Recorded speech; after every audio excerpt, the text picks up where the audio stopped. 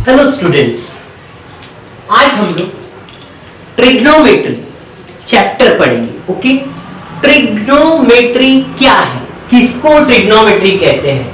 Now बेटा, trigno try यानी इसमें TRI tri stands for triangle and nometry मतलब उसकी ज्योमेट्री, ट्रायंगल की ज्योमेट्री।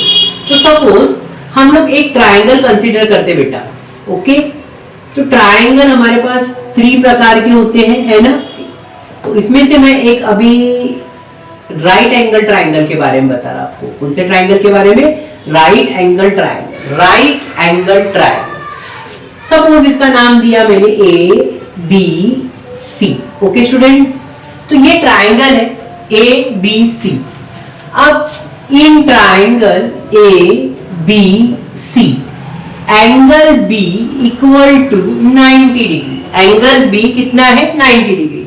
अब कोई भी ट्रायंगल में अगर एक एंगल 90 डिग्री का होता है तो उस ट्रायंगल को हम लोग बोलते हैं right angle triangle. Okay students, अब ये जब राइट एंगल ट्रायंगल है तो ये दो साइड परपेंडिकुलर। ओके, नाउ ये 90 डिग्री का एंगल है, इसकी जो अपोजिट साइड होती है वो लार्जेस्ट साइड होती है। कौन सी साइड होती है? Largest side.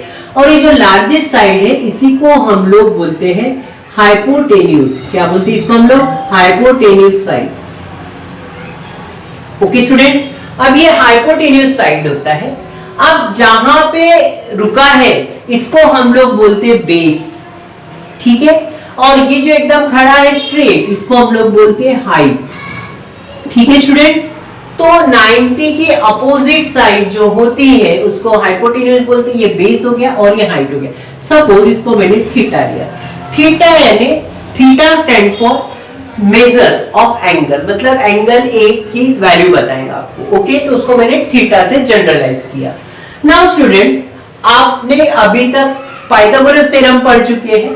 पाइथागोरस थ्योरम में क्या होता है कि अगर हमको राइट एंगल ट्रायंगल की दो साइड्स पता है तो हम लोग थर्ड साइड फाइंड कर सकते हैं बाय यूजिंग पाइथागोरस थ्योरम। तो पाइथागोरस थ्योरम आपका ऐसा होता है, AC का स्क्वायर मतलब हाइपोटेन्यूज साइड का square equal to sum of the square of remaining side. Sum of the square of remaining side मतलब हाइपोटेन्यूज साइड का square equal to other two sides का स्क्वायर का सम के बराबर होता है, ठीक है?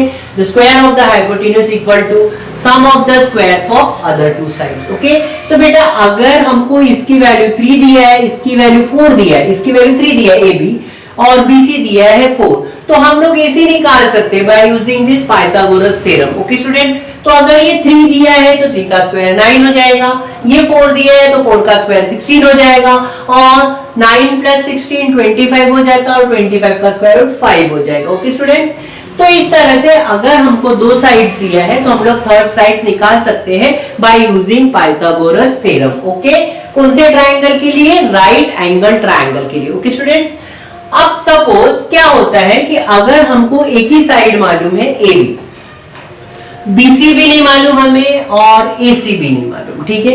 So in that case will you able to find the other two sides by using this Pythagoras theorem? Pythagoras theorem, क्या आप पाइथागोरस थ्योरम का यूज करके अदर दो साइड्स की वैल्यू निकाल सकते क्या ट्रायंगल की? नहीं, इट इज नॉट पॉसिबल। हाँ, वो पॉसिबल कब है? अगर हमको एक साइड, अगर दो साइड दोनों बराबर मतलब एक साइड का दूसरे साइड से कुछ रिलेशन दिया रहेगा, मतलब ये साइड इसका कुछ टाइम्स दिया रहेगा या ये साइड इसके बराबर है, इक्वल दिया रहेगा या आइसोसेलेस राइट एंगल ट्रायंगल रहेगा, तो then in that case we can find. Okay student, but अगर हमको तीनों साइड में से एक ही साइड मालूम है और बाकी दो साइड का रिलेशन कुछ भी नहीं दिया है, तो in that case we can't use Pythagoras theorem. Okay, तो फिर हम लोग क्या करते हैं? तो भैया हमको बाकी अदर दो साइड की तो वैल्यू निकालना ही है। तो इन दैट केस हमको एक एंगल दिया रहेगा, एक राइट एंगल दिया रहेगा और दो एंगल दिया रहेगा और एक साइड दिया रहेगा। मतलब ट्रायंगल के हमको दो एंगल दिए रहेंगे, मतलब एक तो राइट एंगल है नो प्रॉब्लम और उसका एक अदर एंगल दिया, तीन एंगल में से एक एंगल दिया रहेगा और एक साइड दिया रहेगा। तो in that case we use trigonometry. In that case we use trigonometric ratios, उसको बोलते हैं ट्रिग्नोमेट्रिक रेशियोज। ओके, तो बेटा क्या होता है ट्रिग्नोमेट्रिक रेशियोज, साइंटिस्ट ने डिस्कवर किया था, उसने पहले रिलेशन डाला। तो बेटा हम लोग क्या करते हैं, ट्रिग्नोमेट्रिक के 6 रेशियोज लिखते हैं। एक है साइन थीटा, दूसरा है कॉस थीटा, तीसरा है टेन थीटा। ओके स्टूडेंट्स, तो ये है हमारे पास 3 रेशियोज मैंने लिया, साइन थीटा, कॉस थीटा और टेन थीटा। ओके स्टूडेंट, अब मैं क्या कर रहा, इसका रेसिप्रोकल कर रहा, मतलब sign theta, cos theta, tan theta जो हो गया, इसका मैं रेसिप्रोकल कर रहा। मैं थोड़ा इधर लिख देता, एक है साइन थीटा, दूसरा है कॉस थीटा और तीसरा है टेन थीटा। ये 3 भाई है। ओके स्टूडेंट्स, अब ये 3 भाई है,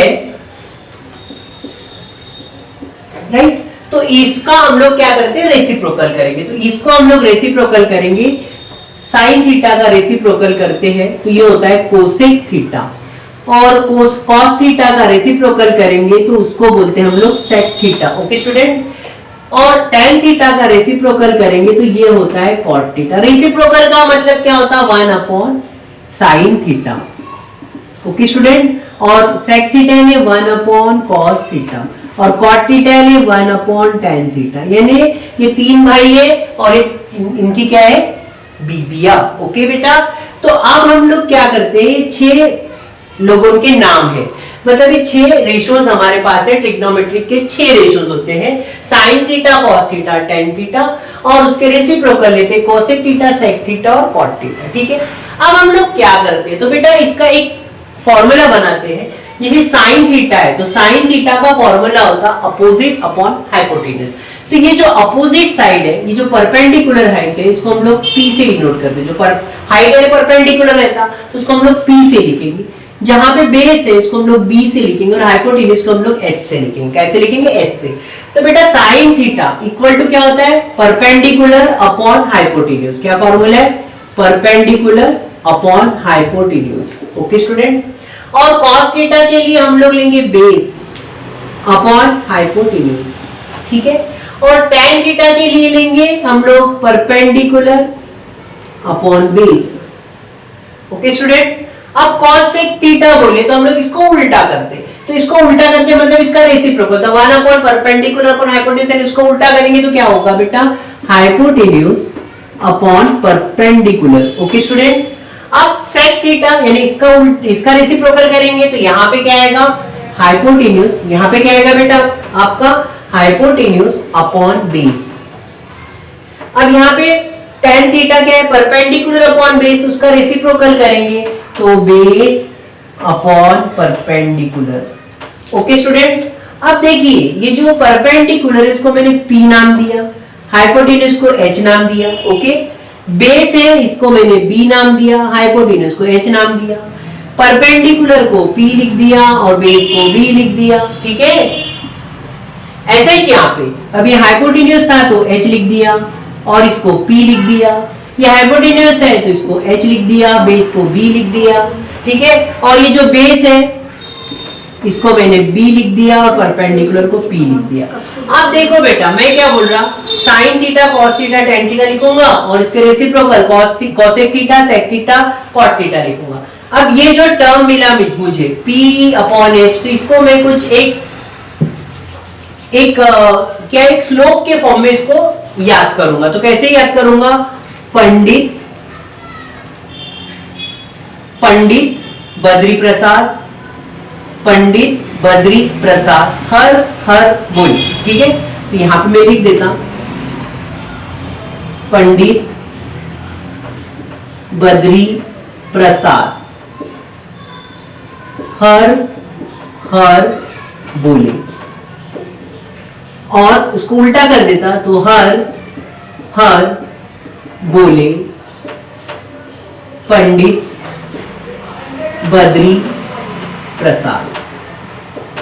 ठीक है, तो अब इसको याद करने का एक सिंपल सा मैंने एक श्लोक बताया आपको, पंडित बद्री प्रसाद हर हर बोले पंडित बद्री प्रसाद। देखिए तो हम लोग कुछ इस तरह से लिखते हैं। अभी यहाँ पे सिंपल सा एक देखिए, याद करने के लिए सिंपल सा स्टाइल, यहाँ पे लिखेंगे साइन थीटा, यहाँ पे लिखेंगे कॉस थीटा, यहाँ पे लिखेंगे टेन थीटा। ओके स्टूडेंट, और यहाँ पे इसका उल्टा करेंगे तो ये कोसेक थीटा हो गया, कोसेक थीटा को उल्टा करेंगे तो सेक थीटा हो गया, और सेक थीटा को उल्टा करेंगे तो कॉट थीटा हो गया। इक्वल इक्वल लगा देते। अब यहाँ पे लिखेंगे पंडित का पी, बद्री का बी, प्रसाद का पी, पंडित बद्री प्रसाद, हर हर बोले, अपॉन डालेंगे हर हर बोले। ठीक है, फिर यहाँ पे इसको उल्टा करेंगे